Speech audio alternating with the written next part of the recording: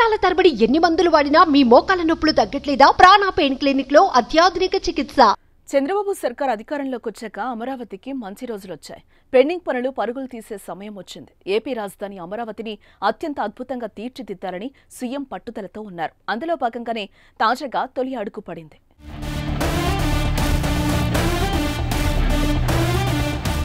2014లో రాష్ట్ర విభజన తర్వాత నూతన ఆంధ్రప్రదేశ్ మొట్టమొదటి ముఖ్యమంత్రిగా బాధ్యతలు అందుకున్న చంద్రబాబు అమరావతిని రాజధానిగా ప్రకటించారు. అందుకోసం రైతులను ఒప్పించి వేల ఎకరాలను సమకూర్చారు. ల్యాండ్ పూలింగ్లో సేకరించిన భూముల్లో 2015 అక్టోబర్ 22న ప్రధాని నరేంద్ర మోదీ శంకుస్థాపన తర్వాత పనులు ఊపందుకున్నాయి. తొలుత తాత్కాలిక సచివాలయం, అసెంబ్లీ సిద్ధం చేశారు. 2017 నుంచే వాటిని వినియోగంలోకి తీసుకొచ్చారు. ఆ తర్వాత తాత్కాలిక హైకోర్టు భవనం సిద్ధం చేశారు. 2019 నుంచి కార్యకలాపాలు మొదలయ్యాయి.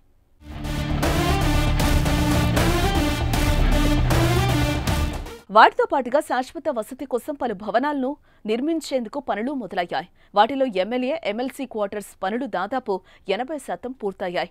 ఐఏఎస్, ఐపీఎస్ అధికారుల కోసం నిర్మించిన నివాసాలు కూడా 90% పూర్తి చేశారు. గ్రూప్ 3, గ్రూప్ 4 క్యాడర్ ఉద్యోగుల వసతికి నిర్మించిన క్వార్టర్స్ కూడా సగం వరకు పూర్తయ్యాయి. కట్ చేస్తే 2019లో టీడీపీ ప్రభుత్వం అధికారం కోల్పోయి వైసీపీ అధికారంలోకి వచ్చి వైఎస్ జగన్మోహన్ రెడ్డి సీఎం అయ్యారు. తర్వాత సీన్ మొత్తం మారిపోయింది.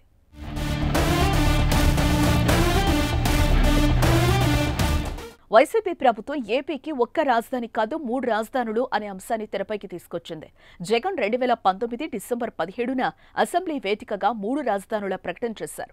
పాలనా వికేంద్రీకరణ తమ లక్ష్యమని, అభివృద్ధి ఒకే ప్రాంతంలో ఉండొద్దని చెప్పి విశాఖను ఎగ్జిక్యూటివ్ క్యాపిటల్, కర్నూలును జ్యుడిషియల్ క్యాపిటల్ గా ప్రతిపాదిస్తూ అమరావతిలో లెజిస్లేటివ్ క్యాపిటల్ ఉంటుందని తెలిపారు. అందుకు దక్షిణాఫ్రికాను ఉదహరించారు. సీఎం ప్రకటనకు అనుగుణంగా 2020 జనవరిలో శాసనసభ ప్రత్యేక సమావేశాల సందర్భంగా అసెంబ్లీలో సిఆర్డీఏ రద్దు, ఏపీ పాలనా వికేంద్రీకరణ బిల్లులు ఆమోదించారు. కానీ జగన్ 5 ఏళ్ల పాలనలో రాజధాని నిర్మాణం ఎక్కడా జరగలేదు. విశాఖ నుంచి పాలన చేస్తామని పలుమార్లు ప్రకటించినా అది ప్రకటనకే పరిమితమైంది.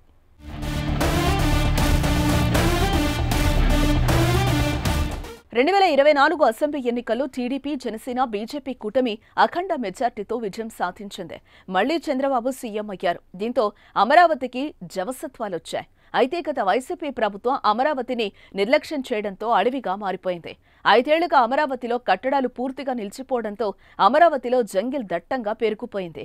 పిచ్చి చెట్లు, కంపలు పెరిగిపోయి కనీసం వేసిన సీసీ రోడ్లు కూడా కనిపించే పరిస్థితి లేదు. ఈ విషయం చంద్రబాబు అమరావతి పర్యటన సందర్భంగా గుర్తించారు. ముందుగా అమరావతిని పూర్తిగా బయటకు తీసుకొచ్చేలా కంపలు, తుమ్మ చెట్లను తొలగించాలని సీఎం ఆదేశించారు.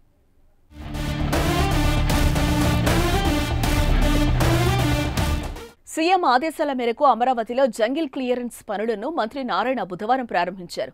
పూజ చేసి మరీ జంగిల్ క్లియరెన్స్ పనులను స్వయంగా మొదలుపెట్టారు. ఇందుకోసం ప్రభుత్వం భారీగానే ఖర్చు చేయాల్సి వస్తోంది.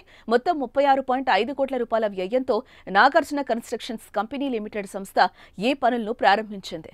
58,000 ఎకరాలు అమరావతి పరిధిలో ఉండగా 24,000 ఎకరాల్లో దట్టమైన అడవిలా పెరిగిపోయిన పిచ్చి మొక్కలను తొలగించనుంది. దీంతో అమరావతి నిర్మాణానికి తొలి అడుగు పడినట్లయింది. ముఖ్యమంత్రి గారు ఇచ్చిన ఫస్ట్ ఆదేశం అంటే ఫస్ట్ కంప తొలగించండి. ఒక బిల్డింగ్ ఎక్కి చూస్తే జడ్జెస్ బంగ్లాస్ అన్ని కంప్లీట్ గా కంపతో మునిగిపోయింది. అక్కడికక్కడే సీఎం గారు ఇన్స్ట్రక్షన్ ఇచ్చారు. ఇమ్మీడియట్ గా కంప మొత్తం తొలగించమని దానికి టెండర్లు ఇచ్చాము.